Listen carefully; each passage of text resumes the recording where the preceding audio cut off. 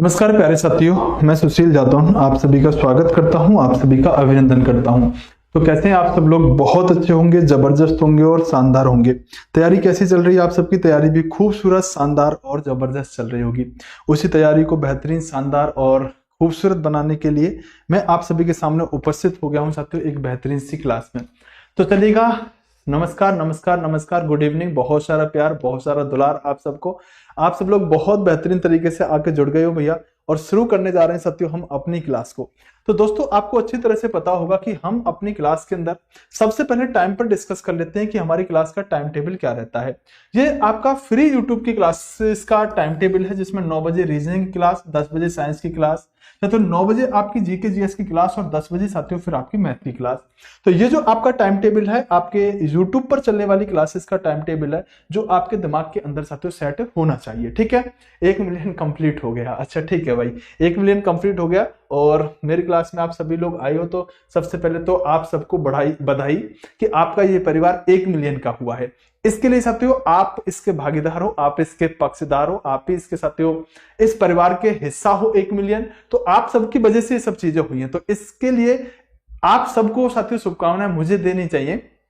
तो मेरी तरफ से आपको साथियों बधाई, शुभकामनाएं, कांग्रेचुलेशन कि आपका परिवार 1 मिलियन का हो गया, क्लियर हो गया। इसके लिए आप सबको थैंक्स। दूसरी बात साथियों, हम तो आप जानते हैं दोस्तों कि 1 मिलियन परिवार, देखो एक बात छोटी सी समझो कि 1 मिलियन परिवार जाने का मतलब क्या होता है कि बहुत कम यूट्यूब की मार्केट में साथियों ऐसे चैनल है जो 1 मिलियन के आसपास है। उसके पीछे का रीजन ये है कि जो यूट्यूब पर भी ना बहुत अच्छा कर पा रहा है ना, उसका 1 मिलियन जाएगा। देखो 2-3 लाख इतने सब्सक्राइबर तक बहुत सारे चैनल मिलेंगे, लेकिन जो 1 मिलियन तक जा रहा है ना, इसका मतलब है कि बच्चा उसके प्रति विश्वास जता रहा होगा, विश्वास दिखा रहा होगा। और विश्वास उसी पर जताता है बच्चा जो अच्छा करते हैं। जैसे मान लो हमारे कंटेंट क्वालिटी, या फिर जो हम पेड में पढ़ा रहे हैं या यूट्यूब पर जो हम मेहनत कर रहे हैं, वो बच्चों को अच्छा लग रहा होगा ना, तभी आप 1 मिलियन तक जा सकते हैं, उसके अलावा आप नहीं जा सकते। तो इससे ये साबित होता है कि कहीं ना कहीं जो हम मेहनत कर रहे हैं आप सबके लिए, आप उस पर भरोसा दिखा रहे हैं, आप साथियों अपना प्यार उसके प्रति दे रहे हैं। चलो शुरू करते हैं। तो हमारी साथियों जो पीडीएफ है वो कहां पर मिलती है? तो इस चैनल पर साथियों, टेलीग्राम चैनल पर हमारी पीडीएफ मिल जाती है। शुरू करते हैं सर, बिना किसी समय को जाया किए हुए। सुनो ध्यान से, मैंने एक बात बताई थी इससे पहली क्लास में कि दोस्तों जापान जो था, क्योंकि भारत पर अंग्रेजों का शासन है, और अगर अंग्रेजों का शासन है तो जापान के क्षेत्र में कहा जाता था कि जो जापान है, इस जापान ने साथियों भारत के एक क्षेत्र पर अटैक किया। और वह क्षेत्र कौन सा था? अंडमान निकोबार वाला। अंडमान निकोबार पर जब अटैक किया तो वहां पर भारतीय लोग लड़ने के लिए गए। और कौन से भारतीय लोग लड़ने के लिए गए थे? जो साथियों ब्रिटिश सेना के सदस्य थे। मतलब लड़ने तो भारतीय गए हैं, लेकिन भारतीय जो लड़ने गए हैं वो ब्रिटिश सैनिक बन के लड़ने के लिए गए हैं। कैसे? ब्रिटिश सैनिक बन के लड़ने के लिए गए हैं। तो जब जापान के लोगों से साथियों मुकाबला हुआ तो मैंने कहा कि कुफू कराटे वाले लोग और भारत के लोग सीधा भैया कुश्ती लड़ ले या गोली चला ले। ये मैंने कल लास्ट क्लास में बताया होगा कि ये उछल कूद के, कला मार के, पेड़ पर चढ़ के, हर तरह से गोली जापान के व्यक्ति चला लेते। तो भारतीय व्यक्ति साथियों जापानी आर्मी से हार गए। जब जापानी आर्मी से हारे तो जापानी आर्मी ने साथियों भारतीय लोगों को समझाया कि यार तुम कर क्या रहे हो, तुम पर अंग्रेज शासन कर रहे हैं और तुम अंग्रेजों की तरफ से हमसे लड़ने के लिए आ रहे हो। तो दोस्तों उसमें 2 जापानी व्यक्ति हुआ करते थे, फूजीहारा और प्रीतम सिंह। तो फूजीहारा और प्रीतम सिंह ने मिलकर साथियों, मोहन सिंह ऐसे व्यक्ति थे जो भारतीयों की तरफ से मतलब अंग्रेजी आर्मी में लड़ने के लिए गए थे। तो इन दोनों ने मोहन सिंह को समझाया कि तुम कर क्या रहे हो, क्यों हमसे लड़ रहे हो, तुम्हें तो इन अंग्रेजों को कूटना चाहिए पकड़ के। तो क्या हुआ?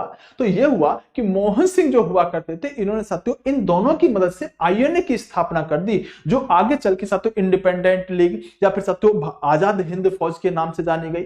और यही आजाद हिंद फौज जो थी 1942 में, इसके साथियों रास बिहारी बोस इस आईएनए के साथियों अध्यक्ष बन गए। जब आईएनए के अध्यक्ष बन गए, ये मैं पहली क्लास में पढ़ा चुका हूं यहां तक, और 1943 में आकर सुभाष चंद्र बोस इस आईएनए के अध्यक्ष बन जाते हैं। जैसे ही सुभाष चंद्र बोस आईएनए के अध्यक्ष बने तो सुभाष चंद्र बोस ने साथियों इस आईएनए को, जिसे आजाद हिंद फौज भी कहते हैं, इसको 4 भागों में डिवाइड कर दिया, यानी 4 बटालियनों में डिवाइड कर दिया, हम ये भी कह सकते हैं। पहली बटालियन जो बनाई उसका नाम ही रख दिया महात्मा गांधी बटालियन। और महात्मा गांधी जी के साथ क्या हुआ है 1938-39 में त्रिपुरी हरिपुरी अधिवेशन में, आप अच्छी तरह से जानते हैं। तो महात्मा गांधी भी सोच में पड़ गए, यार एक कमेंट है यह मेरे को सपोर्ट कर रहा है, समझ में नहीं आ रहा। पहली बटालियन का नाम रखा महात्मा गांधी बटालियन, दूसरी का नाम था जवाहरलाल नेहरू बटालियन, तीसरी बटालियन अपने नाम पे रखी सुभाष चंद्र बोस बटालियन, और एक बटालियन साथियों महिलाओं के लिए बनाई जिसका नाम रखा रानी लक्ष्मीबाई बटालियन। तो आइए इनको चार भागों में तोड़ के चार बटालियन बना दी, किस किस के नाम पे बनाई, ये क्वेश्चन आपसे पूछ लिया जाएगा। सुभाष चंद्र बोस की बात करेंगे और सुभाष चंद्र बोस जी के बाद हम भारत की आजादी की तरफ बढ़ेंगे। लेकिन सुभाष चंद्र बोस ने साथियों, कहा जाता है कि कुछ साथियों नारे दिए, क्या दिए, कुछ यहां पर साथियों नारे दिए, कुछ स्लोगन दिए। उन स्लोगनों में से साथियों एक नारा हुआ करता था वेरी वेरी मोस्ट इंपोर्टेंट, जय हिंद। साथियों ध्यान से सुनना मेरी बात को, अब हम यहां से आगे चल रहे हैं, यहां तक पढ़ चुके थे। दोस्तों जय हिंद का जो नारा है, आज तक यह पूछा जाता था पेपर के अंदर कि जय हिंद का नारा किसने दिया, जय हिंद स्लोगन किसने दिया। तो दरअसल जय हिंद सुभाष चंद्र बोस ने दिया, ये आज तक पेपर में पूछे जाने वाली बात थी। अब ये नहीं पूछता कि जय हिंद किसने नारा दिया, अब यह पूछता है जय हिंद सुभाष चंद्र बोस ने कहां से नारा दिया। अब वो जगह पूछेगा तो आप कहेंगे साथियों जय हिंद का जो नारा है वो जर्मनी से दिया है। अब ये वाली बात ज्यादा इंपॉर्टेंट हो जाती है, क्योंकि अब तक के पेपरों में जो पेपरों का लेवल था वो ये था कि बताओ तुम मुझे खून दो मैं तुम्हें आजादी दूंगा, ये किसने कहा, सुभाष चंद्र बोस। जय हिंद का नारा किसने दिया, सुभाष चंद्र बोस। दिल्ली चलो का नारा किसने दिया, सुभाष चंद्र बोस। ये सब तो बात ठीक थी। अब क्या पूछता है, सुभाष चंद्र बोस ने जय हिंद का नारा कहां से दिया, क्या कहोगे, जर्मनी से दिया। सुभाष चंद्र बोस ने एक नारा दिया था दोस्तों, दिल्ली चलो। क्या दिया, दिल्ली चलो। दिल्ली के अंदर चल के कोई आपको गेस्ट हाउस में बैठ के पार्टी नहीं करनी है। दिल्ली चलने का मतलब है कि दिल्ली चल के भारत से अंग्रेजों को भगाना है। अंग्रेज जो भारत में शासन कर रहे हैं उनकी सत्ता को सहन नहीं करना है। लोगों से आह्वान सुभाष चंद्र बोस ने कर दिया, दिल्ली चलो। दिल्ली चलने का मतलब था कि दिल्ली चल के भारत से अंग्रेजों को भगाना होगा। यह साथियों सिंगापुर से सुभाष चंद्र बोस ने नारा देने का काम किया था। और सुभाष चंद्र बोस, मैं कहता हूं कि जितने बड़े वक्ता थे, अगर वो तुम्हारे सामने आधा घंटा बोले तो आपको अपना फैन कर देंगे। जैसे कई बार मैं बोलता हूं तो आप मेरे फैन हो जाते हो, हालांकि मुझे अच्छा नहीं लगता कि आप मेरे फैन हो, लेकिन कई बार सत्य आपके वर्डिंग में, आपके बोलने की कला जो है वो दूसरे आदमी पर काफी प्रभाव डाल देती है। और ऐसा ही प्रभाव साथियों सुभाष चंद्र बोस की भाषा, उनके स्पीच, उनके भाषण डाल दिया करते थे। जब वो भरी सभा के अंदर बोलते थे तो लोगों को अंदर साथियों एक उत्साह, एक जुनून जाग जाता था। और वो जुनून ऐसा होता था कि लोगों को लगता था कि सुभाष चंद्र बोस बताओ क्या करना है। जैसे सुभाष चंद्र बोस ने एक नारा दिया, तुम मुझे खून दो मैं तुम्हें आजादी दूंगा। दोस्तों लोगों से डिमांड की गई कि तुम मुझे भारत की आजादी की लड़ाई लड़ने के लिए खून दो, मतलब मेरे साथ इस लड़ाई को लड़ो, मैं तुम्हें आजादी दूंगा। लोगों ने कहा कि शरीर का एक एक कतरा तुम्हारे नाम है सुभाष चंद्र बोस जी, आप बताओ करना क्या है। ये तुम मुझे खून दो मैं तुम्हें आजादी दूंगा, ये सुभाष चंद्र बोस जी का ही साथियों एक नारा था, एक स्लोगन था, जो इन्होंने साथियों सिंगापुर से देने का काम किया था। दोस्तों मैंने आपको बताया कि दरअसल भारत में जब अंडमान निकोबार क्षेत्र जो हुआ करता था उस पर जब जापान ने अटैक किया तो वहां पर भारतीय लोग लड़ने के लिए गए ब्रिटिश की तरफ से। वहां पर जब लड़ने के लिए गए तो लोग हार गए। अब लोग हारे तो प्रीतम सिंह फुजीहारा ने मोहन सिंह को समझाया, मतलब मित्रता भी हो गई, अब जब मित्रता हो गई तो साथियों अंडमान निकोबार जो है ना, इन द्वीप समूहों का नाम सुभाष चंद्र बोस जी ने अपने तरीके से रखा। जैसे आपसे पूछेगा दोस्तों अंडमान का जो नाम रखा वो शहीद द्वीप रख दिया। क्या, अंडमान जो द्वीप है, देखो अंडमान निकोबार जो है वो दरअसल साथियों इस तरह से द्वीपों पर बटा हुआ है, इस तरह से द्वीपों पर बटा हुआ अंडमान और निकोबार। तो जो ये अंडमान का क्षेत्र है ना उसको सुभाष चंद्र बोस ने नाम दे दिया शहीद द्वीप। ये किसने दिया, सुभाष चंद्र बोस ने। और जो आपका निकोबार क्षेत्र है इस निकोबार को सुभाष चंद्र बोस ने स्वराज द्वीप नाम दे दिया। मतलब कहीं ना कहीं इन नामों से प्रेरित तो लोग हो जाएं, एक का नाम शहीद द्वीप रख दिया, एक का नाम स्वराज द्वीप रख दिया। क्वेश्चन पूछेगा अंडमान निकोबार का नाम किसने शहीद द्वीप और स्वराज द्वीप रखा। सुभाष चंद्र बोस ही वह व्यक्ति हुआ करते थे जिसने साथियों अंडमान निकोबार का नाम शहीद द्वीप और स्वराज द्वीप रखने का काम किया था। और दोस्तों बताना चाहूंगा कि इसी समय की बात हुआ करती थी कि जो आईएनए हुआ करती थी वो साथियों भारत के अंदर कई सारे क्षेत्रों पर लड़ रही थी। मतलब ये लोग ऐसे थे कि अंग्रेजों को समझ में आ गया था। जैसे एक समय पर एचआरए हुआ करती थी जो 1924 के समय पर स्थापित हुई थी, और 1928 आते आते इस एचआरए ने भारत में तबाही मचा के रख दी थी। अंग्रेजों को भी समझ में आ गया था कुछ ऐसा ही साथियों आईएनए करने वाली है, कुछ ऐसा ही आईएनए करने वाली है। तो अंग्रेजों को समझ में आ गया था कि इस आईएनए को कंट्रोल करना बहुत जरूरी बात है। इस आईएनए के जो लोग हुआ करते थे, उन आईएनए के लोगों पर अंग्रेजों ने मुकदमा चला दिया। यही सब दिल्ली के अंदर लाल किला, और लाल किला के अंदर आईएनए पर मुकदमा हुआ। हेमंत करें सर अपना नंबर देना प्लीज। बेटा क्या करोगे आप नंबर का? हाँ, तो मैंने कहा कि आईएनए पर मुकदमा हुआ, और यही दिल्ली के लाल किले के अंदर यह मुकदमा साथियों लड़ा गया। और मुकदमे की बात करें तो साथियों जो भारत के अंदर क्रांतिकारी घटनाएं हो रही थी ना, उन्हीं के लिए आईएनए के सदस्यों पर अंग्रेजों ने मुकदमा डाल दिया। अब मुकदमा डाल दिया तो साथियों यहां पर एक वकील की जरूरत पड़ी।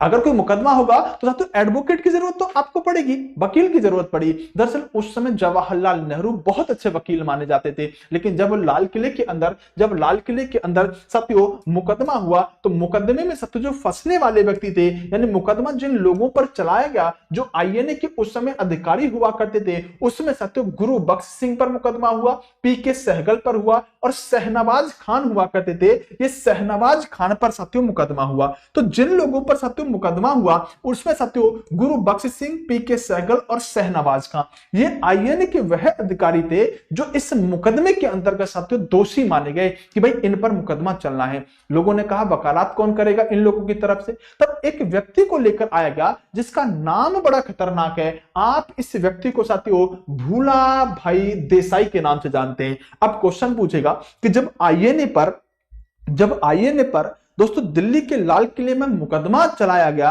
तो उस समय वकील कौन थे आईएनए की तरफ से?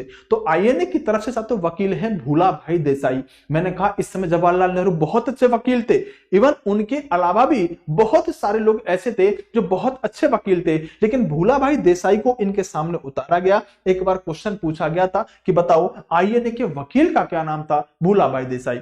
इस भूला भाई देसाई से मुझे एक मूवी का सीन याद आता है, जहां पर साथियों एक व्यक्ति है साथियों, अजय देवगन की मूवी है गोलमाल रिटर्न गोलमाल कुछ ऐसे करके, जहां पर एक आवाज आती है भूला, और जो जॉनी लीवर होता है वो भूल जाता है कि पीछे की बात क्या है। तो अगर ये व्यक्ति वकील उसी तरह का रहा होता भूला भाई देसाई, तो अगर ये भी उस तरह से भूलने लगता तो इसे बार बार याद दिलाया जाता कि अगली बात क्या बोलनी है। ये भूल जाता मैं किस का लड़ रहा हूं। तो भूला भाई देसाई से मुझे लगता है कि कहीं ये उस तरह का भूला भाई देसाई ना रहे हो, ये जॉनी लीवर की तरह ना रहे हो। तो इसलिए साथियों ध्यान रखिएगा, ये भूला भाई देसाई भूलते कुछ नहीं थे, बड़े मजे हुए वकील हुआ करते थे। दोस्तों जब आईएनए पर केस हो गया, उसी समय पर साथियों नेवी जो हुआ करती थी अंग्रेजों की समुद्र में काफी स्ट्रांग हुआ करती थी। और अगर नेवी स्ट्रांग है तो वहां पर अंग्रेजों को कमजोर करना आवश्यक था। कमजोर किया गया 1940 के समय पर RIN, इसका मतलब है रॉयल इंडियन नेवी। इस रॉयल इंडियन नेवी ने विद्रोह कर दिया, और जैसे ही विद्रोह किया तो विद्रोह करने के साथ ही वल्लभ भाई पटेल तो इस नेवी के समर्थन में उतर गए। साथ के साथ मोहम्मद अली जिन्ना ने इन लोगों की मदद करनी शुरू कर दी, क्योंकि जानते थे कि अगर नेवी विद्रोह करेगी। मनराज मीना, आपने शायद बेटा मेरी पिछली वाली क्लास नहीं देखी है, इसलिए आप आईएनए का मतलब पूछ रहे हो, है ना? आईएनए का इसलिए आप मतलब पूछ रहे हो। अगर आप कंटिन्यू क्लास देखोगे तभी चीजें चल पाएंगी, ठीक है? इसलिए पिछली क्लास की बात हर कोई अगली क्लास में जुड़ी हुई होगी। क्लियर? तो मैंने कहा कि RIN जो नेवी है, जब इसने विद्रोह किया तो भारतीय व्यक्ति जानते थे कि अगर नेवी विद्रोह करेगी अंग्रेजों के खिलाफ, तो अगर नेवी विद्रोह करेगी तो निश्चित सी बात अंग्रेज इससे कमजोर पड़ेंगे, और अगर अंग्रेज कमजोर पड़ेंगे तो हम क्यों ना साथियों नेवी के लोगों का साथ दे दें। और यही किया, और यही करने वाले व्यक्ति हैं वल्लभ भाई पटेल, और एक हैं मोहम्मद अली जिन्ना। दोस्तों मोहम्मद अली जिन्ना जी के बारे में कई बार ऐसा कहा जाता है कि मोहम्मद अली जिन्ना जो है ये एक ऐसे व्यक्ति हुआ करते थे जो पाकिस्तान के समर्थक थे, पाकिस्तान की डिमांड करते थे, और पाकिस्तान के बंटवारे होने में इनका साथियों एक बहुत बड़ा भाग है, बहुत बड़ा रोल है मोहम्मद अली जिन्ना का।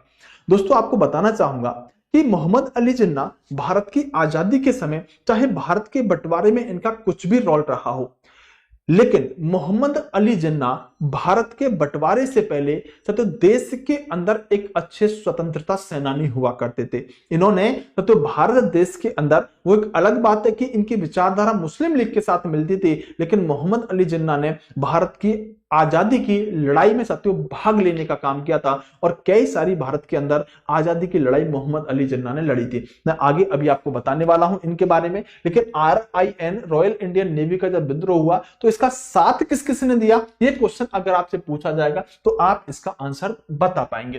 दोस्तों सुभाष चंद्र बोस को कह दिया जाता है देश नायक। क्या कह दिया जाता है? देश नायक। दरअसल सुभाष चंद्र बोस जी को देश नायक जो कहा है वो दरअसल रविंद्रनाथ टैगोर ने कहा है। तो जैसे कई बार पूछ लेता है ना कि बताओ राष्ट्रपिता किसने कहा, कई बार पूछ लेता है बापू किसने कहा गांधी जी के लिए, तो उसी तरह से पूछे कि सुभाष चंद्र बोस को देश नायक कहा जाता है, देश नायक कहा किसने, तो रविंद्रनाथ टैगोर ने सत्य सुभाष चंद्र बोस को देश नायक कहा। या पूछे कि देश नायक किसे कहा जाता है, तो सुभाष चंद्र बोस को आप देश नायक के नाम से जानते हैं। इतनी बात समझ में आई तो यस का कमेंट करो, अगर कोई डाउट है, कोई समस्या है तो बेटा एक बार नो का कमेंट कर सकते हो। फटाफट से बताओ इतनी बातों में कोई दिक्कत समस्या? हाँ भाई स्पीड से बताओ भाई, यहां तक किसी को कोई दिक्कत समस्या थी क्या?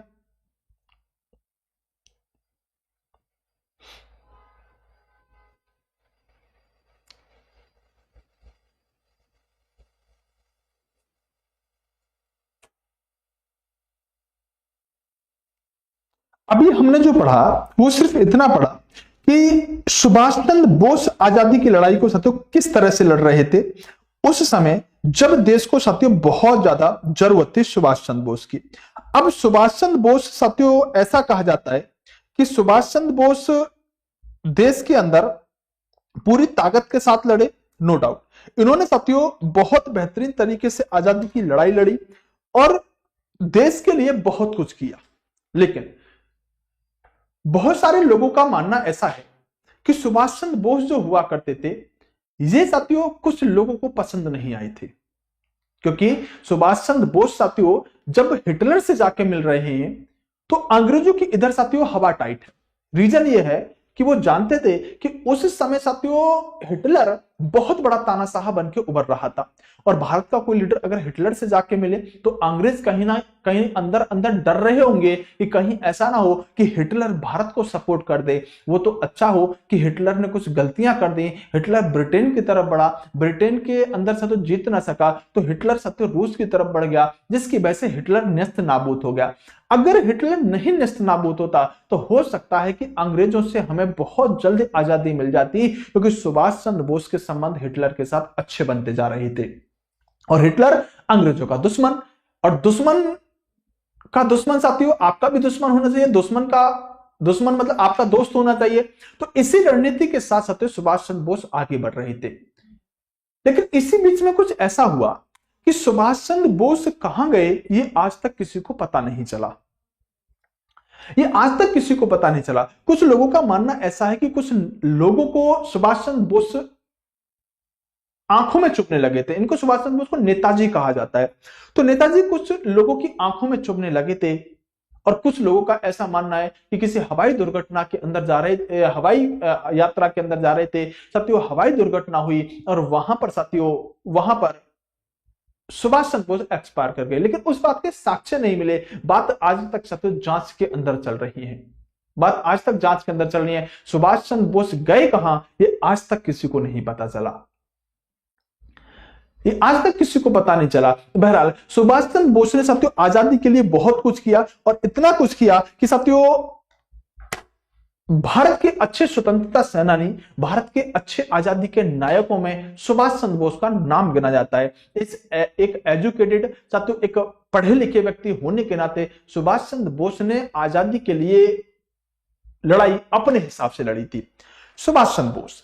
अब हम जो आगे बढ़ रहे हैं वो बढ़ रहे हैं साथियों कांग्रेस की तरफ। हमने देखा सुभाष चंद्र बोस चाहे साथियों आजाद हिंद फौज की स्थापना से लेकर उसको 4 बटालियन में बांटने की बात हो, चाहे साथियों हिटलर से मिलने की बात हो, चाहे साथियों भारत की आजादी को अपने हिसाब से इंटरनेशनल लेवल पर लड़ने की बात हो, वो प्रयास कर रहे थे। उसी समय पर कांग्रेस भी कुछ कर रही थी। अब कांग्रेस क्या कर रही थी, तो अब हम जानेंगे कि इसी समय पर साथियों जब 1939 से 1945 तक जब दूसरा विश्व युद्ध लड़ा जा रहा था, तो उस समय कांग्रेस क्या कर रही थी, अब ये जानिएगा। अब कांग्रेस क्या कर रही थी दोस्तों, कहा जाता है कि जब 1939 से 1945 तक जिस समय विश्व युद्ध पर अंग्रेज पूरी तरह से विजयी हैं, और आप एक बात अच्छी तरह से जानते होंगे कि जब साथियों फर्स्ट वर्ल्ड वॉर हुआ था, जब पहला विश्व युद्ध हुआ था, तो पहले विश्व युद्ध के समय, पहले वर्ल्ड वॉर के समय महात्मा गांधी जी एक्टिव हो गए थे। और महात्मा गांधी जी ने जो काम भारत के अंदर किए थे, जैसे चंपारण आंदोलन, अहमदाबाद मिल मजदूर आंदोलन, ये तभी तो किए थे जब अंग्रेज पहले वर्ल्ड वॉर में विजयी थे। और अगर दूसरा वर्ल्ड वॉर 1939 में शुरू हुआ, तो मतलब क्या है, टाइगर खाऊंगा नहीं, पीऊंगा नहीं, मर जाऊंगा, मिट जाऊंगा, मतलब गांधी जी फॉर्म में। और इस बार जो गांधी जी फॉर्म में आने वाले हैं, इस बार आप गांधी जी का कुछ अलग रूप देखोगे। इस बार जो गांधी जी साथियों जिस फॉर्म में आने वाले हैं, इस बार आप गांधी जी का एक अलग रूप देखोगे। मैं आपको बताना चाहूंगा 1939 के समय पे जो सभी राज्य सरकार हुआ करती थी, दरअसल चुनाव हुए थे, चुनाव होने के बाद कुछ राज्यों में सरकार बनी थी, उन राज्य सरकारों ने सब तो इस्तीफा दे दिया। जैसे ही कांग्रेस ने राज्य सरकारों से इस्तीफा दिया, 22 दिसंबर 1939 की बात है, एक ऐसी ब्रांच, एक ऐसी शाखा, एक ऐसा ग्रुप जिसे आप मुस्लिम लीग के नाम से जानते हैं, इनके अंदर खुशी की लहर दौड़ गई, क्योंकि मुस्लिम लीग सत्य कांग्रेस के लोगों को यहां पर बिल्कुल भी पसंद नहीं करती थी। और जब कांग्रेस ने साथियों यहां पर राज्य सरकारों से इस्तीफा दिया, कांग्रेस ने मना दिया। दोस्तों यहां पर मुक्ति दिवस, very very most important question आपसे बनेगा कि दोस्तों मुक्ति दिवस किसने और कब मनाया। 22 दिसंबर 1939 को मुस्लिम लीग के लोग कह रहे हैं, और क्या कह रहे हैं कि चलो कांग्रेस से मुक्ति मिली। 1939 में कांग्रेस के द्वारा मुक्ति दिवस मनाया गया। और ये वेरी वेरी मोस्ट इंपोर्टेंट है, ये वेरी वेरी मोस्ट इंपोर्टेंट है कि मुक्ति दिवस कब और किसने और क्यों मनाया, क्योंकि कांग्रेस ने राज्य सरकारों से इस्तीफा दिया।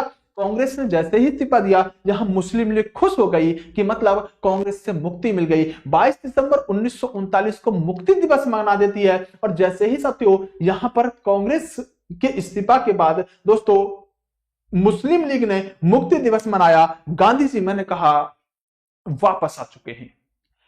और गांधी जी वापस आए, गांधी जी ने वापस आते ही सबसे पहले साथियों एक आंदोलन भारत के अंदर छेड़ दिया। और मैं आपको हमेशा कहता हूं कि दोस्तों सबसे बेहतरीन तरीके से इस बात को सिर्फ गांधी जी जानते थे कि सही वक्त पर कौन सी चाल चल रही है, सही वक्त का प्रयोग करना गांधी जी जानते थे। और देखो आप देखेंगे महात्मा गांधी जी बहुत ज्यादा सक्रिय उस समय नहीं रहे जिस समय अंग्रेज अपनी शक्ति को बढ़ा रहे थे और आंदोलनकारियों का दमन कर रहे थे। जैसे ही महात्मा गांधी जी को लगा कि यहां पर लोहा गर्म है, हथौड़े की चोट सही लगेगी, महात्मा गांधी जी आ गए, एक आंदोलन शुरू कर दिया। इस आंदोलन का नाम महात्मा गांधी जी ने रखा व्यक्तिगत सत्याग्रह। क्या रखा? व्यक्तिगत सत्याग्रह। और दोस्तों व्यक्तिगत सत्याग्रह जो महात्मा गांधी जी ने चलाया है, जो इंडिविजुअल सत्याग्रह महात्मा गांधी जी ने चलाया है, ये दरअसल महाराष्ट्र से शुरू किया गया है। और महाराष्ट्र में भी अगर पूछ ले तो महाराष्ट्र का पावनार नाम का स्थान, जहां से साथियों व्यक्तिगत सत्याग्रह की शुरुआत की गई है। चलाया किसने? तो दोस्तों चाहे आप महाराष्ट्र का ही चाहे पावनार का ही स्थान है, एक राज्य है, व्यक्तिगत सत्याग्रह 1940 में महात्मा गांधी जी ने चलाया। बड़ा भयंकर खतरनाक आंदोलन हुआ करता था। महात्मा गांधी जी के आंदोलन में, हर आंदोलन में आपको कुछ ना कुछ सीखने के लिए मिलता रहेगा। आप ऐसे समझो व्यक्तिगत सत्याग्रह होता क्या है? व्यक्तिगत सत्याग्रह ऐसा होता है जैसे साथियों मैं कुछ समय पहले मुखर्जी नगर में रहा करता था। मुखर्जी नगर में साथियों मेरा 4 से 5 साल गुजरा है और बड़ा अच्छा वो साथियों समय मुखर्जी नगर का रहा है। तो मुखर्जी नगर में साथियों आप जैसे देखेंगे तो वहां पर अगर कोई आंदोलन होता है तो जैसे बत्रा सिनेमा है, बहुत सारे बच्चे शायद जानते होंगे मुखर्जी नगर दिल्ली के अंदर।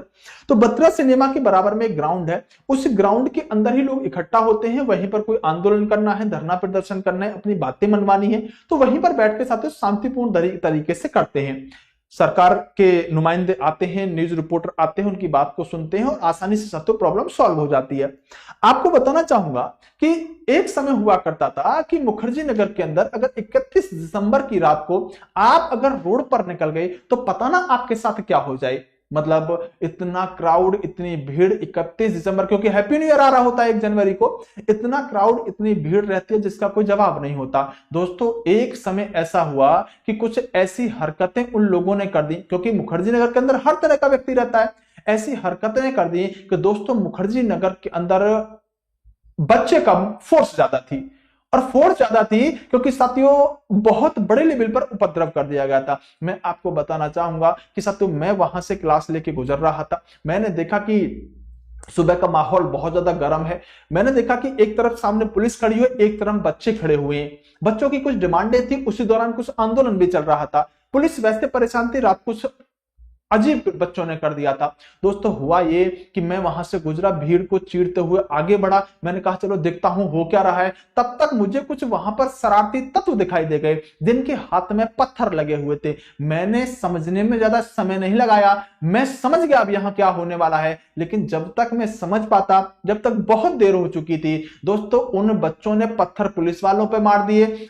पुलिस वालों ने साथियों जो बच्चे आगे थे, जो बैठे थे, उन पर लाठी चार्ज कर दिया। जब तक मैं समझा, पीछे मुड़ के भागा और दौड़ता, तब तक बहुत देर हो चुकी थी। बहुत सारे पुलिस वाले मेरे पीछे थे और बच्चे मेरे और पुलिस वालों के बीच में थे। अच्छा, जो व्यक्ति साथियों बहुत कम भागा हो या कभी ना भागा हो, जब वो पहली बार भागता है तो बहुत तेजी से भागता है। मैं भागते हुए गली में छुपा, वहां छुपकर मुश्किल से मैंने अपने आप को बचाया, लेकिन समझ में आ गया था कि बच्चों के सामने तुम्हें किस तरह से स्थिति रखनी है। दोस्तों सुबह होते होते क्या हुआ कि बच्चे पर लाठीचार्ज बहुत जबरदस्त पुलिस ने कर दिया। इतना जबरदस्त लाठीचार्ज किया कि मुखर्जी नगर की स्थिति साथियों आप देखोगे तो देखते ही रह जाओगे। वहां पर साथियों कहा जाता है कि अगर आप ऐसे हाथ फैला दोगे तो कमरा खत्म हो जाएगा। मतलब एक हाथ इस दीवार से लग जाएगा, दूसरा इस दीवार से लग जाएगा, इतने ही बड़े कमरे होते हैं। मतलब आपका अगर फोल्डिंग पड़ा हुआ है, फोल्डिंग के अलावा आप कुर्सी टेबल डालना सोचो तो जगह नहीं मिलेगी, इतने छोटे छोटे कमरे होते हैं।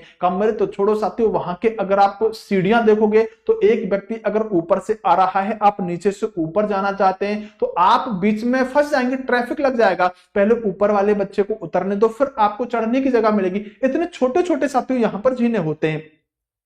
अब आप सोचो, पुलिस वालों ने जब लाठी चार्ज किया तो साथियों कौन बच्चा किस कमरे में घुस गया, पुलिस वालों को कुछ पता नहीं चला। और दोस्तों कौन बच्चा कहां से ऊपर से क्या पुलिस वालों के ऊपर फेंक रहा था, पुलिस वालों को बहुत ज्यादा प्रॉब्लम हो गई। और दोस्तों पुलिस जब अपनी फॉर्म में आती है तो चाहे टीचर हो चाहे बच्चा हो, लाठीचार्ज मतलब लाठीचार्ज है।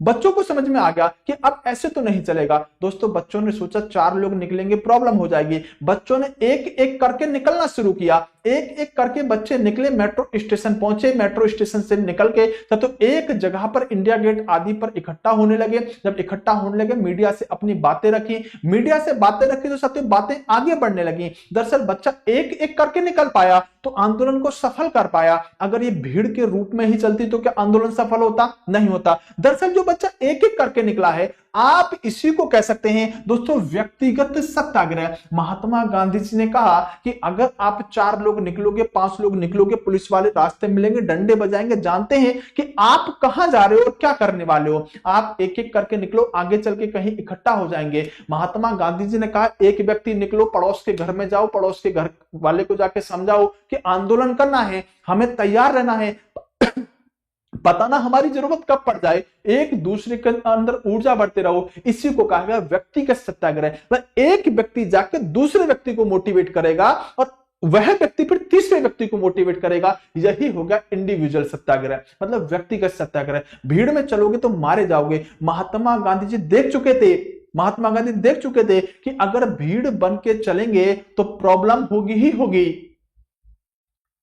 अलग अलग चलो। व्यक्तिगत सत्याग्रह पावनगर से शुरू किया। दोस्तों बहुत इंपोर्टेंट क्वेश्चन होता है। पहला क्वेश्चन, व्यक्तिगत सत्याग्रह कब चला? 1940। व्यक्तिगत सत्याग्रह किसने चलाया? महात्मा गांधी। व्यक्तिगत सत्याग्रह कहां से चला? महाराष्ट्र के पावनगर से। और दोस्तों बताना चाहूंगा, इससे भी मोस्ट इंपोर्टेंट क्वेश्चन, पहला व्यक्तिगत सत्याग्रही कौन हुआ करता था? मतलब सबसे पहले कौन व्यक्ति बनाया गया व्यक्तिगत सत्याग्रही? ये क्वेश्चन आपसे बहुत पूछा जाता है, तो ध्यान रखना, पहले व्यक्तिगत सत्याग्रही बनाए गए थे जिनका नाम था आचार्य विनोबा भावे। ये पहले व्यक्ति थे। महात्मा गांधी ने कहा शुरुआत तुम करो। आचार्य विनोबा भावे पहले व्यक्तिगत सत्याग्रही थे। और इन्हीं आचार्य विनोबा भावे को दोस्तों भूदान आंदोलन से भी आप जोड़ते हैं। दूसरे नंबर के साथियों व्यक्तिगत सत्याग्रही बने जवाहरलाल नेहरू। तीसरे नंबर के व्यक्तिगत सत्याग्रही बने वल्लभ भाई पटेल। और इसके बाद साथियों श्रृंखला चल पड़ी। इसके बाद श्रृंखला चल पड़ी। अब देश के अंदर बहुत बड़े लेवल पर आंदोलन चल रहा है, व्यक्तिगत सत्याग्रह। अंग्रेजों क्या बिगाड़ लोगे, आप बिगाड़ के दिखाओ। और दोस्तों इसी समय की बात हुआ करती थी दोस्तों, एक तरफ विश्व युद्ध चल रहा है, अंग्रेज महात्मा गांधी की तरफ प्यासी नजरों से देख रहे हैं, महात्मा गांधी जी कुछ करो। महात्मा गांधी जी ने कहा करके देख चुका हूं पहले विश्व युद्ध में। उसका सिला हमें क्या मिला? जलियांवाला बाग हत्याकांड। अंग्रेज कह रहे हैं कि विश्व युद्ध में भारतीयों को शामिल करवा दो, भारत हमारा साथ दे दे, आप टेंशन ना लो, हम आपकी बातें मान लेंगे। महात्मा गांधी ने कहा ना एक पाई ना एक भाई, ना एक पैसा मिलेगा और ना ही एक भाई यानी एक व्यक्ति युद्ध के लिए मिलेगा। पहले विश्व युद्ध में हमने अच्छे से तुमको देख लिया था, अब तुम्हारी बातों में आने वाले नहीं है। लेकिन उसी समय भारत के अंदर एक ऐसा वर्ग, एक ऐसा समूह जिसकी गंगा अलग बह रही थी, और वह थे मुस्लिम लीग के सदस्य। जब हम देश की आजादी के बिल्कुल किनारे पे आके खड़े हैं और हम इंतजार कर रहे हैं कि लोहा गर्म है, क्यों? क्योंकि अंग्रेज विश्व युद्ध में विजयी हैं, और विश्व युद्ध में विजयी होने के नाते ही हम अगर अंग्रेजों को भारत में डिस्टर्ब कर देंगे तो हम बहुत जल्दी आजादी ले सकते हैं। लेकिन अगर अंग्रेज विश्व युद्ध से फ्री हो गए, दूसरे बड़वार से फ्री हो गए, तो क्या किया था हमारा पहले विश्व युद्ध के दौरान? आप जानते हैं, मतलब निश्चित सी बात है कि स्थिति को कंट्रोल बहुत जल्दी अंग्रेज कर लेंगे। इसलिए भारत के अंदर कांग्रेस और क्रांतिकारी लोग चाहते थे कि विश्व युद्ध समाप्त होने से पहले हम आजादी ले लें। लेकिन मुस्लिम लीग क्या चाह रही थी? विश्व युद्ध समाप्त होने से पहले हम पाकिस्तान ले लें।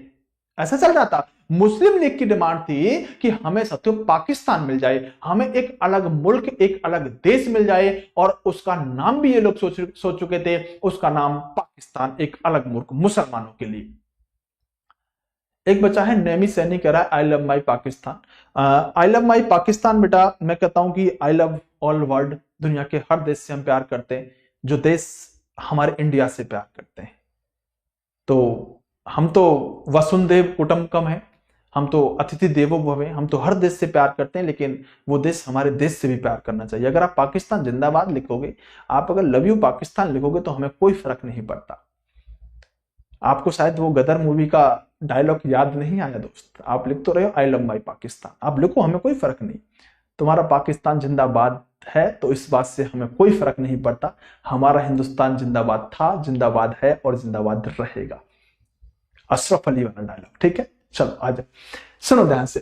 क्या हुआ कि इसी समय पर ये बच्चा कहीं सही में तो पाकिस्तान से नहीं है, बार बार लिख रहा था I am from Pakistan, I am from Pakistan. बड़ा स्वागत है आपका, आपको भी तो हम ही पढ़ाएंगे। आप पाकिस्तान से हो तो आप पढ़ो इंडिया के लोगों से। देखो इंडिया में कितने बेहतरीन बेहतरीन टीचर मिलते हैं। आप आया करो क्लास में, अगर आप पाकिस्तान से हो तो डेली पढ़ाई किया करो, कोई फर्क नहीं पड़ता। हम पढ़ाएंगे तुम्हें, हम आगे बढ़ाएंगे, क्यों टेंशन लेते हो? हम तुम्हें बहुत आगे लेके जाएंगे, हमारे साथ तो चलो एक बार। हम तो चाहते हैं कि हमारे तुम्हारे में कोई फर्क ना हो।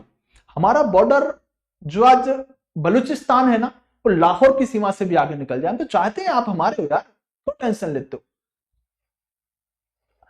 दोस्तों उसी समय पर ये मुस्लिम लीग हुआ करती थी। मुस्लिम लीग एक अलग ही नीतियों पर चल रही थी। मुस्लिम लीग ने क्या किया कि इसी समय पर इनका लाहौर अधिवेशन हो रहा था। जैसे कांग्रेस का हर साल अधिवेशन होता था, उसी तरह से मुस्लिम लीग का भी अधिवेशन होता था। इनके अपने एजेंडे थे, इनके अपने काम करने के तरीके थे।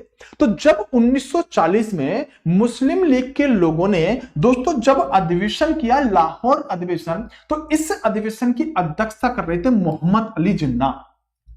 1940 में लाहौर में सभी मुस्लिम लोग के लोग बैठकर बात कर रहे हैं कि क्या करना चाहिए, और अध्यक्ष कौन है? मोहम्मद अली जिन्ना। और इसी अधिवेशन में दोस्तों इन लोगों ने पाकिस्तान की मांग कर दी। क्वेश्चन क्या है सर? क्वेश्चन यह है कि मुस्लिम लीग के किस अधिवेशन में पाकिस्तान की मांग की गई? 1940 लाहौर अधिवेशन। दूसरा क्वेश्चन, मुस्लिम लीग के जिस अधिवेशन में पाकिस्तान की मांग की गई उस अधिवेशन की अध्यक्षता कौन कर रहे थे? मोहम्मद अली जिन्ना। इसीलिए तो इन पर आरोप जाता है, इसीलिए तो इन पर आरोप जाता है कि तुम्हारे अध्यक्ष होते हुए पाकिस्तान की मांग उठ रही थी मुस्लिम लीग में और तुम अध्यक्ष थे, मतलब गुनहगार तुम भी हो, मतलब गुनहगार तुम भी हो। तो साथियों अध्यक्ष इस समय मोहम्मद अली जिन्ना हुआ करते थे। इन्होंने साथियों पाकिस्तान की मांग कर दी। तो मुस्लिम लीग ने पाकिस्तान की मांग कब करी, यह बात आपको पता होनी चाहिए। अब सुनिएगा आगे की कहानी। दोस्तों एक व्यक्ति है मोहम्मद इकबाल खान।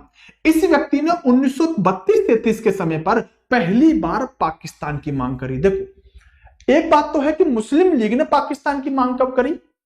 1940 में। दूसरी बात, पाकिस्तान की मांग सबसे पहले किसने करी? आंसर क्या होगा? मोहम्मद इकबाल। पाकिस्तान की मांग सबसे पहले किसने करी? मोहम्मद इकबाल। अगर कहे कि जो साथियों पाकिस्तान शब्द है, क्या कहे? अगर कहे कि पाकिस्तान शब्द किसने दिया, तो पाकिस्तान शब्द चौधरी रहमत अली ने दिया, जो साथियों कैम्ब्रिज यूनिवर्सिटी का स्टूडेंट था। बात समझ पा रहे हो मैंने क्या कहा? मुस्लिम लीग ने पाकिस्तान की मांग कब करी? 1940 में। पहली बार पाकिस्तान की मांग किसने करी? तो व्यक्ति है मोहम्मद इकबाल खान।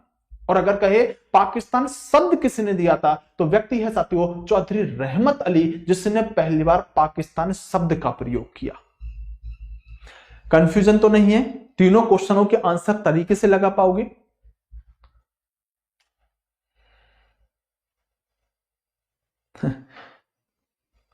सर एक इशारा करो मैं समझा दूंगा इन।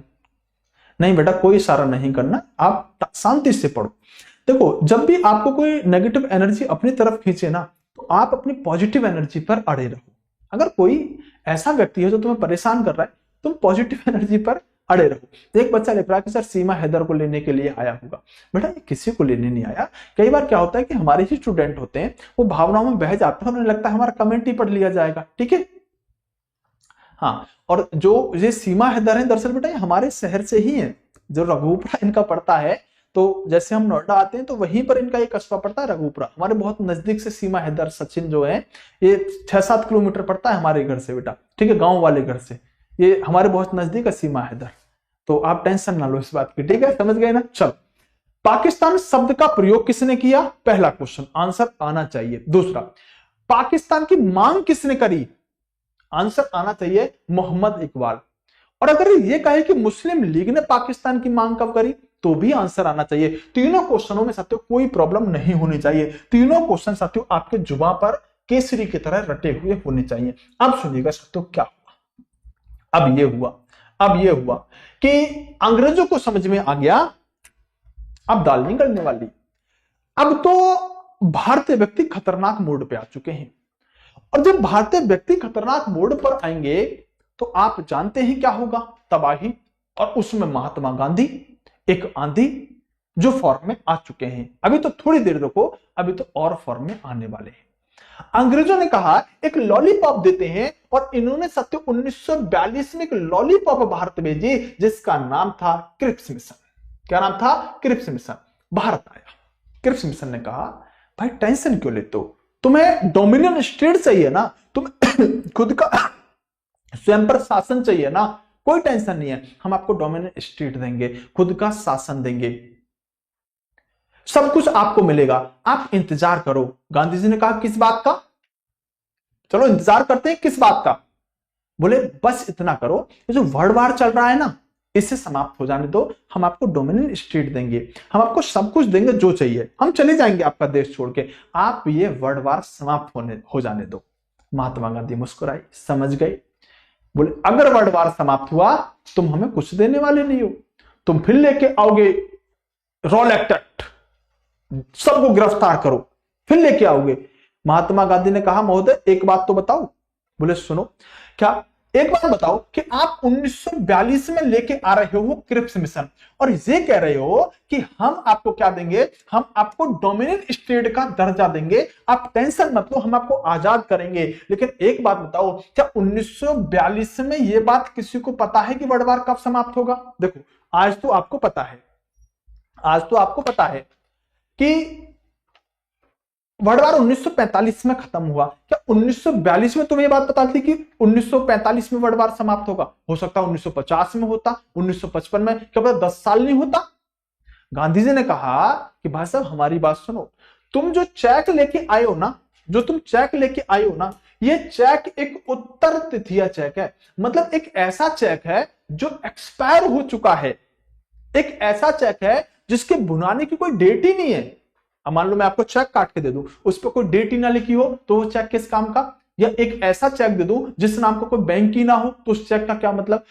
गांधी जी ने कहा ये एक उत्तर तिथिया चेक है, हमें ये चेक नहीं चाहिए। और इस समय ब्रिटेन के प्रधानमंत्री चर्चिल हुआ करते थे। गांधी जी ने किस मिशन को उत्तर तिथिया चेक कहा? एक ऐसा चेक कहा जिसकी डेट एक्सपायर हो चुकी है, बैंक दिवालिया हो चुका है, जिसके भुनाने की कोई डेट नहीं है। दरअसल क्रिप्स मिशन को महात्मा गांधी जी ने ऐसा कहा और बोला नहीं चाहिए, नहीं चाहिए हमें साथियों ऐसा चेक। और अब हम क्या करेंगे, तुम देखो अब हम क्या करेंगे, तुम देखो अब हम क्या करेंगे। दोस्तों आज से पहले महात्मा गांधी जी एक आवाज निकालते थे, अहिंसा अहिंसा अहिंसा, हिंसा नहीं करनी, हिंसा नहीं करनी, हिंसा नहीं करनी। अब महात्मा गांधी उस फॉर्म में आए हैं जिस फॉर्म में आपने आज तक महात्मा गांधी नहीं देखे होंगे। महात्मा गांधी जी साथियों 8 अगस्त 1942 की बात है। यह साथियों कांग्रेस के उस समय के तत्कालीन अध्यक्ष अबुल कलाम जी को बुलाते हैं और अबुल कलाम जी से कहते हैं कि आप जाओ और शुरुआत कर दो आंदोलन की। आंदोलन का नाम होगा भारत छोड़ो आंदोलन। अबुल कलाम आजाद ने कहा महाशय थोड़ा देख लीजिए, सोच लीजिए, आप कभी भी कोई आंदोलन शुरू कर देते हो, बाद में पता चला असहयोग आंदोलन की तरह बंद करना पड़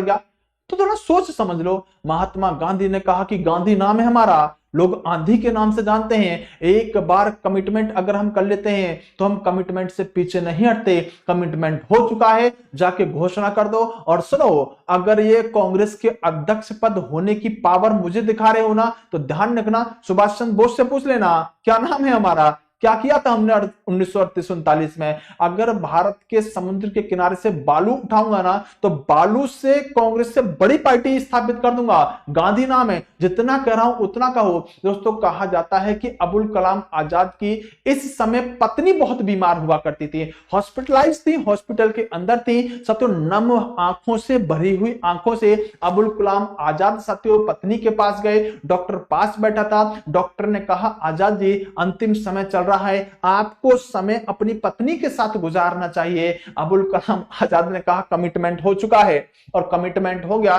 तो वह व्यक्ति अपने बाप की भी नहीं सुनता और अब मजबूरी है। साथियों नम आंखों से अबुल कलाम आजाद ने अपनी पत्नी की तरफ देखा और कहा अब मुलाकात जन्नत में होगी, कमिटमेंट हो चुका है। निकल पड़े, आह्वान कर दिया साथियों भारत छोड़ो आंदोलन। महात्मा गांधी जी ने यहीं से, ये मुंबई के अंदर साथियों हुआ करता था, मुंबई लिखें या फिर आप महाराष्ट्र लिखें, तो मुंबई के अंदर एक जगह है जिसको आप ग्वालियर टैंक के नाम से जानते हो, वहां से महात्मा गांधी ने पर्सनल रूप से दोस्तों भारत छोड़ो आंदोलन, क्विट इंडिया मूवमेंट की शुरुआत कर दी। 8 अगस्त 1942 को महात्मा गांधी जी ने भारत छोड़ो आंदोलन छेड़ दिया। एक बात बताओ, महात्मा गांधी जी भारत छोड़ो आंदोलन छेड़ रहे हैं और महात्मा गांधी जी क्या कह रहे हैं? महात्मा गांधी जी सब तो इस आंदोलन के दौरान ही बोल रहे हैं लोगों से, क्या साथियों, करो या मरो, डू एंड डाई। क्या बोल रहे हैं? करो या मरो, डू एंड डाई। आप मुझे एक छोटी सी बात बताओ, मनमोहन सिंह को सब जानते हैं, प्रधानमंत्री रहे, काफी अच्छे अर्थशास्त्री हैं, इकोनॉमिक्स की अच्छी जानकारी मनमोहन सिंह की थी। और आज के डेट में तो साथियों भगवान उनको शांति दे, दुनिया में नहीं है, बहुत अच्छे व्यक्ति थे। मनमोहन सिंह ज्यादा बोला नहीं करते थे और मनमोहन सिंह अपने काम पर फोकस करते थे, भारत की अर्थव्यवस्था को डेवलप करने के लिए पूरी ताकत लगाते थे। लेकिन मनमोहन सिंह एक ऐसे व्यक्ति थे जो हिंसा करने के बारे में कभी सोच नहीं सकते थे, हिंसा करने के बारे में कभी नहीं सोच सकते। तो भारत के लोगों से हमेशा कहते थे अहिंसा अहिंसा अहिंसा, मतलब बैठ के बात करो, कंप्रोमाइज करो, बात खत्म करो, लड़ाई वड़ाई में कुछ नहीं रखा। और दोस्तों किसी दिन मनमोहन सिंह की आजी माजी सटकी ली, दोस्तों मनमोहन सिंह ने खड़े होकर देश से आह्वान कर दिया होता, बोले सांसों को तूफान बना लो, हाथों में तलवार थाम लो, जो मिले मार काट के रख दो। आप बताओ देश के अंदर जो बुजुर्ग 65 साल का होता ना, वो भी लाठी उठा के कहता बताओ अंग्रेज कहां है। मनमोहन सिंह ने आह्वान किया है। जिस व्यक्ति से कभी बोलने की कोई उम्मीद ना हो, आपने गोलमाल की मूवी देखी होगी, जो एक व्यक्ति करके बोलता है, लास्ट में जब वो बोलता है तो ऐसा बोल देता है सबको हिला देता है। तो जिस व्यक्ति से अपेक्षा बोलने की ना हो और जब वो ऐसे वक्त पर कुछ ऐसा बोल जाए तो भारत के लोगों की सांस सतत तूफान से बात करती है। आज के टाइम से पहले महात्मा गांधी क्या कहते थे, अहिंसा अहिंसा अहिंसा, लड़ो मत, मारना नहीं है, अगर हिंसा फैलाई तो मैं आंदोलन समाप्त कर दूंगा। असहयोग आंदोलन में एक छोटा सा स्टेशन जला दिया था, पुलिस वाले जला दिए थे। आप सोचो दोस्तों, भारत के अंदर आंदोलन वापस गांधी जी ने ले लिया था और आज गांधी जी क्या करें, डू एंड डाई, करो या मरो। आप बताओ देश के युवाओं के अंदर क्या बिजली दौड़ी होगी शरीर के अंदर। महात्मा गांधी जी बोल रहे हैं मारो और मरो, करो या मरो। अब डू एंड डाई की स्थिति आ चुकी है। आप बताओ भारत का युवा किस कद्र अंग्रेजों की तरफ बढ़ा होगा, भूखे शेर की तरह। गांधी जी ने बोला है, वह व्यक्ति जो आज तक कहता था लड़ना नहीं है, मारना नहीं है, कुछ नहीं रखा, वो व्यक्ति खुद कह रहा पकड़ के मारो, होगा जो देखा जाएगा। आपके घर का कोई बुजुर्ग हो जो आपको हमेशा समझाता रहता हो बेटा लड़ना नहीं है, बेटा लड़ना नहीं है, किसी से लड़ाई होगी आपको ही समझाए, और मान लो कहीं पर लड़ाई हो और वही बुजुर्ग व्यक्ति हाथ में सत्य बैत लेकर कहे मारो जो होगा मैं देख लूंगा, आप बताओ तूफान से बात करोगे कि नहीं कहोगे। क्योंकि दादाजी ने बोला है, जो आज तक लड़ने के लिए मना करते थे और आज दादाजी फॉर्म में आ गए हैं। किस फॉर्म में सत्यो, ये नारा बहुत पूछा जाता है कि डू एंड डाई का नारा सत्यो किसने कहां पर दिया। दोस्तों ग्वालियर टाइम्स से भारत छोड़ो आंदोलन की शुरुआत 8 अगस्त 1942 को महात्मा गांधी जी ने करी। उसी समय पर करो या मरो का नारा मुंबई से महात्मा गांधी जी ने दे दिया। और दोस्तों अंग्रेजों की अपनी खास चीजें हुआ करती थी। अंग्रेजों ने जब स्थिति को देखा कि स्थिति बिगड़ती जा रही है, अंग्रेजों ने चला दिया operation zero hour. Zero hour क्या है, बोले जीरो आवर, 1 घंटा भी मत लगने दो, जितने भी ये आंदोलनकारी बने फिर रहे हैं ना सबको उठाओ जेल में डालो, जो दिखे जेल में डालो। अब महात्मा गांधी ही हाईलाइटेड थे दोस्तों। इसके तहत 9 अगस्त 1942 को अंग्रेजों ने ऑपरेशन जीरो आवर चलाया। महात्मा गांधी जी सब तो इसमें गिरफ्तार कर लिए गए, आगा खां पैलेस के अंदर रखे गए। महात्मा गांधी गिरफ्तार, तो सोचो साथियों उस समय गिरफ्तार जब भारत में भारत छोड़ो आंदोलन शुरू हो चुका है, उस समय गिरफ्तार। आप जानते हैं देश का युवा जेलों को उखाड़ के फेंक देगा इस समय महात्मा गांधी जी के लिए, क्योंकि महात्मा गांधी जानते हैं कि पीक पॉइंट चल रहा है, लोहा गर्म है, हथौड़ा मार दिया तो मार दिया, अन्यथा युद्ध समाप्त होने के बाद भारत आजाद नहीं करवा पाएंगे। महात्मा गांधी ने कहा कि मेरे तरकस में बहुत सारे तीर ऐसे हैं अंग्रेज जिनका काट तुम आज तक नहीं कर पाए। अंग्रेजों ने कहा क्या करोगे, महात्मा गांधी तुरंत जेल में बैठ गए, बोले मर जाऊंगा, मिट जाऊंगा, उठूंगा नहीं, खाऊंगा नहीं, पीऊंगा नहीं, आंदोलन, अनशन, या तो मेरी मांगों को मानो, मुझे जेल से बाहर निकालो, या फिर अभी यहीं पर अपने आप को खत्म कर लूंगा। दोस्तों अंग्रेज परेशान हो गए थे। अंग्रेजों का एक बड़ा फेवरेट डायलॉग है यहां पर, अंग्रेजों ने कहा था हम पूरी दुनिया को हरा के आए, इस निकम्मे बुढ़े को ना हरा पाए। ये अंग्रेजों के डायलॉग है, अंग्रेजों ने कहा है हम पूरी दुनिया से जीत गए, इस निकम्मे बुढ़े से हार गए। ऐसा अंग्रेजों ने गांधी जी के लिए कहा था। गांधी जी अनशन पर बैठ गए जेल के अंदर ही। अंग्रेज भी बहुत परेशान थे, फ्रस्ट्रेट थे महात्मा गांधी से। एक तरफ देश में आग उठ रही थी, ज्वाला जल रही थी भारत छोड़ो आंदोलन की, दूसरी तरफ जिसको गिरफ्तार किया वही बैठ गया, खाऊंगा नहीं, पीऊंगा नहीं, मर जाऊंगा, मिट जाऊंगा।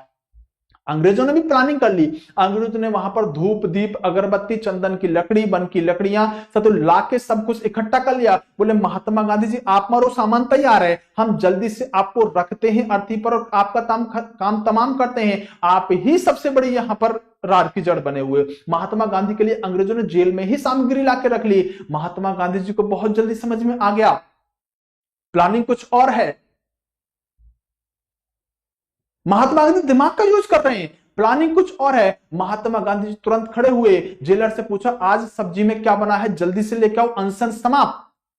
सर ये क्या कर रहे हो? महात्मा गांधी जी कमिटमेंट नहीं तोड़ते। जीवन में महात्मा गांधी जी पहली बार कमिटमेंट तोड़ रहे हैं। जब सभी अंग्रेज तैयार है, महात्मा गांधी बैठो, हम अर्थी तैयार करके बैठे हैं, महात्मा गांधी खड़े हुए बोले जूस लेके आओ, पीता हूं, अनशन समाप्त, कोई अनशन नहीं चलेगा। तुम्हें क्या लगता है ऐसे मरने वाला हूं? देश को अभी मेरी बहुत जरूरत है, अनशन समाप्त। महात्मा गांधी जी का स्टाइल है ये। पहली बार महात्मा गांधी जी अपने कमिटमेंट से पीछे हटे हैं और महात्मा गांधी अनशन को तुरंत समाप्त करते हैं। जान गए अंग्रेजों का कुछ और प्लान है, ये गांधी जी हैं। इसीलिए मैं कहता हूं दोस्तों, गांधी जी को समझने के लिए आपको बहुत कुछ सीखना पड़ेगा। महात्मा गांधी अनशन समाप्त कर देते हैं, लेकिन अनशन करते हैं। उसके बाद दोस्तों भारत के अंदर क्या होता है, बहुत कुछ होता है। और अगर थोड़ा सा समय होता तो हम बहुत कुछ कर देते, आज देश आजाद कर देते। बहरहाल ऑपरेशन जीरो आवर के तहत महात्मा गांधी जी गिरफ्तार हो चुके हैं और इससे आगे की चीजें हम कल पढ़ेंगे, कोई दिक्कत लॉस वाली बात नहीं है। दूसरी बात दोस्तों, 499 रुपए का हमारा फाउंडेशन कोर्स चल रहा है।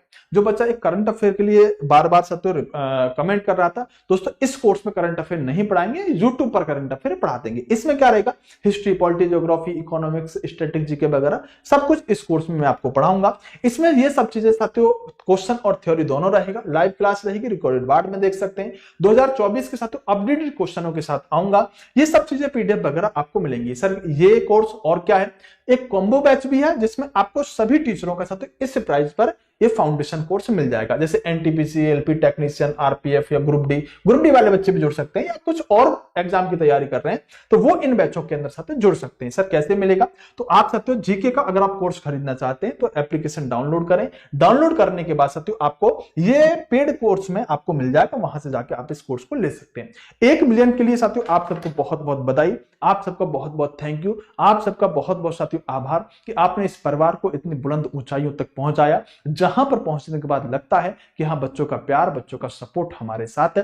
तो उस सब के लिए भी आप सबका थैंक यू। आपको क्लास कैसी लगी आप जरूर बताइएगा। 1 मिलियन की जो शुभकामनाएं आप दे रहे थे, वो 1 मिलियन की शुभकामनाएं साथियों आप कमेंट बॉक्स में दे दीजिएगा, मैं वहां पर आपकी कमेंटों को पढ़ लूंगा। क्लास का टाइम टेबल साथियों आपको पता होना चाहिए। 9 बजे रीजनिंग की क्लास, 10 बजे साइंस की क्लास, फिर मैं 9 बजे आता हूं साथियों, कल देश को आजाद कराएंगे, और 10 बजे साथियों आपकी मैथ की क्लास होती है। तो ये क्लास का टाइम टेबल है साथियों। पीडीएफ यहां पर मिलेगी, और एक बार वीडियो को सभी लाइक कर देंगे, चैनल को सब्सक्राइब भी कर लेंगे, ठीक है। अगर कोई डाउट हो तो बता दो, फिर क्लास को खत्म करते हैं। क्लियर हो गई सारी बातें?